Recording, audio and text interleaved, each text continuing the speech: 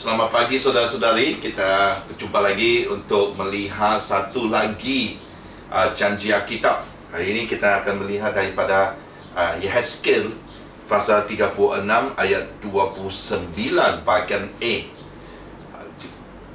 以西结书第36章第29节上半段。 Ezekiel chapter 36 verse 29 part A. Yehezkiel pasal 36 ayat 29 yang bahagian A. Aku akan melepaskan kamu dari segala dosa kenajisanmu. Ini perkataan yang asal di sini adalah membersihkan ataupun menyucikan.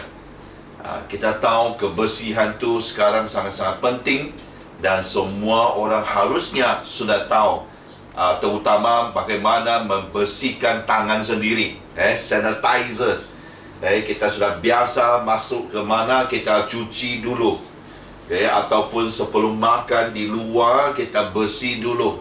Ada yang duduk dia bersihkan kerusi, bersihkan meja dulu.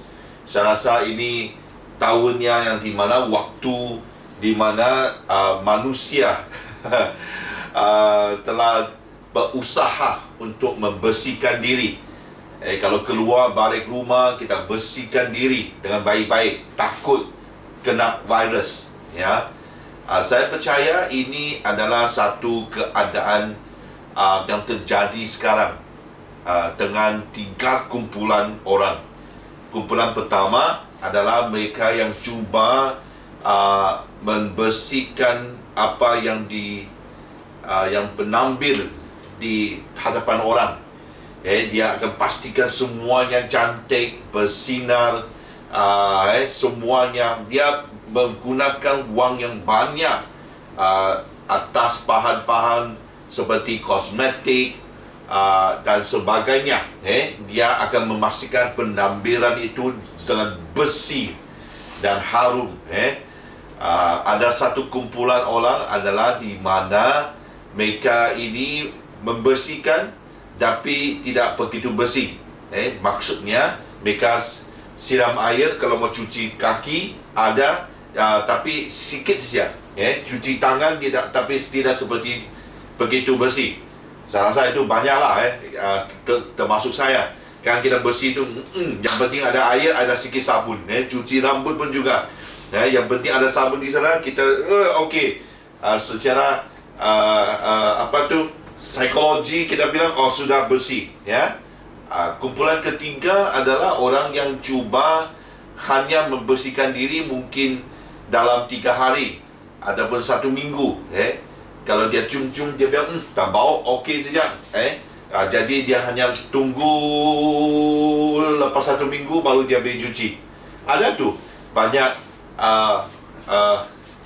seperti saya rasa negara Jepun dan sebagainya. Ada tu mereka tu lama-lama baru pergi bersihkan diri 1 kali. Jadi ini adalah keadaan saya rasa secara rohani juga. Kadang-kadang kita terlalu pentingkan penampilan kita.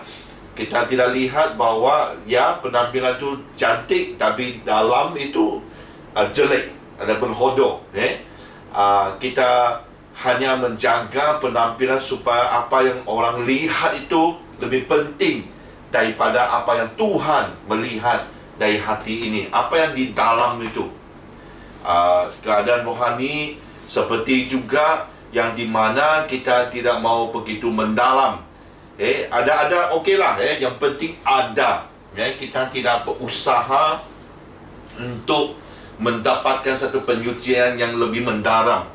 Jadi kadang-kadang tidak pergi ke ibadah, okey saja. Baca Alkitab, tidak baca Alkitab, okey saja. Yang penting adalah faham, dia peduli. Doa yang penting ada. Kita tidak begitu pedulikan untuk melakukan sesuatu yang lebih, adapun lebih banyak, adapun lebih mendalam. Ada juga keadaan rohaninya di mana seperti yang kumpulan ketiga itulah. Kita tunggu siap ada kebaktian kebangunan rohani. Baru kita pergi sana 1 tahun 1 kali untuk dibangkitkan. Sudah. Atau kita ikut di seminar 3 hari seminar kita rasa cukup untuk 1 tahun. Tahun ni agak susah sebab dah ada kebaktian kebangunan rohani sudah. Okay? Jadi inilah keadaan rohani yang di mana orang tidak begitu peduli adakah kita ini bersih atau tidak. Kita harus tahu bahawa waktu kita dibersihkan itu adalah kasih karunia Tuhan. Sebab waktu Tuhan menerima kita adalah keadaan kita yang waktu kita ada di sana. Kalau waktunya saya diterima oleh Tuhan, saya orang ini yang berdosa, itu keadaan saya. Dan Tuhan menerima keadaan itu. Sebab Dia adalah Tuhan yang sentiasa mau membersihkan kita. Kebersihan itu adalah satu contoh ataupun hasil daripada Dia supaya kita ini akan serupa dengan Dia. Jadi dalam proses penyucian itu kadang-kadang sangat sedih, sakit, orang bilang parah, serius tu. Sebab Tuhan mau ambilkan apa saja kekotoran tu dalam kehidupan kita. Setiap kali kekotoran tu ditangkahkan ataupun dibersihkan, kita tak suka, kita rasa malu, kita rasa sakit. Tapi itulah kasih karunia Tuhan. Dia mau kita dibersihkan supaya waktunya kita berjumpa dengan Dia, kita adakan persekutuan dengan Dia, kita boleh mendekati Dia. Sebab Dia adalah kudus. Itulah waktu kita menghadapi Dia, kita harus menjadi orang yang kudus. Sekudus yang bolehlah. Tapi semuanya itu tidak boleh dilakukan oleh kita sendiri. Sebab kita tahu tu ada tempatnya yang kita cuba bersihkan, kita tidak akan percaya. Itulah kita masih jatuh dalam cobaan, masih adanya dosa. Kalau kita sendiri boleh bersihkan diri, itulah kita harus serahkan diri kepada Tuhan, dan Tuhan akan menyucikan kita. Amin. Waktu dulu kecil keluar main-main, kadang banyak kotoran lah. Hujan kah, kita main di tanah liat kah, apakah, balik tu kotor betul. Jadi sentiasa mama yang tolong mandi. Kecil lah waktu itu kecil. Kadang-kadang tak siap sebab mama tu dia cuci tu angkat tangan lah, dia kosok lah, sini lah. Memanglah kalau mama tu dia kosok, dia bersih, dia marah juga. Apa suruh kau jangan pingsan dan sebagainya. Kadang-kadang rasa dia selesa lah. Tapi itu sebabnya mama mau kita dalam keadaan yang bersih, supaya kan kita kalau kotor balik rumah, dia bilang jangan duduk sana, jangan duduk sana. Sama seperti sekarang juga. Orang dewasa juga kalau keluar sudah balik rumah, mandi dulu, cucikan diri sendiri dulu. Dan supaya kita lepas dibersihkan, kita boleh duduk dan menikmati apa yang ada di rumah. Duduk di sofa lah, duduk di kerusi lah, masih teruskan persekutuan dengan ahli keluarga. Sama juga hari ini kalau kita kotor, susah. Sebab kalau iblis tidak mendakwa kita, menuntut kita, bilang ini kau ni orang berdosa, macam mana kau jumpa Tuhan, kita rasa pun akan merasa bersalah. Kita pun rasa malu untuk berjumpa dengan Tuhan. Bukan?